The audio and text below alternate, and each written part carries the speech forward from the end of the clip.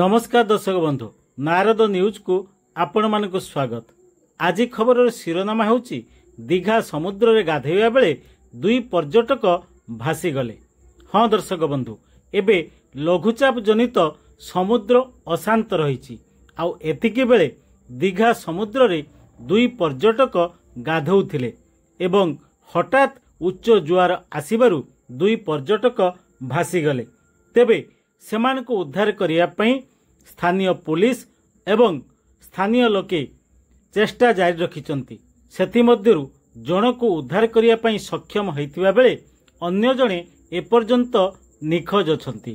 तेबे प्रत्येक समय रे आमे देखिवा को पाऊ जे दीघा समुद्र अशांत रहिताय एवं पर्यटक माने दीघा समुद्र रे काहारी बारण को न मानी प्रशासन बारण को न मानी सेमाने गाधोया पई जाइथांती। फलरे सेमाने असावधानता जोगु पानी रे भासी जाइथांती। तेबे एभली घटना बारंबार घटुथिबारु स्थानीय अंचल निश्चित भावरे एक दुर्घटना प्रवण अंचल हेबाकु जाउछि। समुद्र रे जिमिति भावरे पर्यटक एबे मृत्युवरण करुछि ताहा निश्चित भावरे पर्यटन शिल्प पई अत्यंत दुखदायक खबर।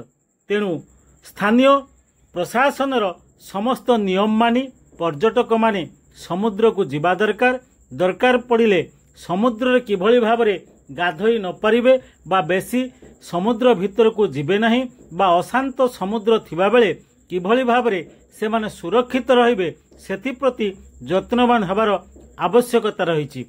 तेबे एभली घटना बारंबार घटुथिबारु दीघा एवं स्थानीय अंचलर जो पर्यटन भूमि रही से अंचल रे शोकर छाया खेली जाउछि। कारण पर्यटक माने खुशी करिया पई आसी एठारे पानी रे असावधानता जोगु भासी जाउचंती।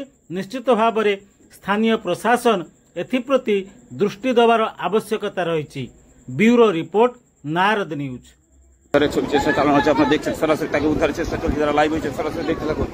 দেখতে সরাসরি ভিডিও।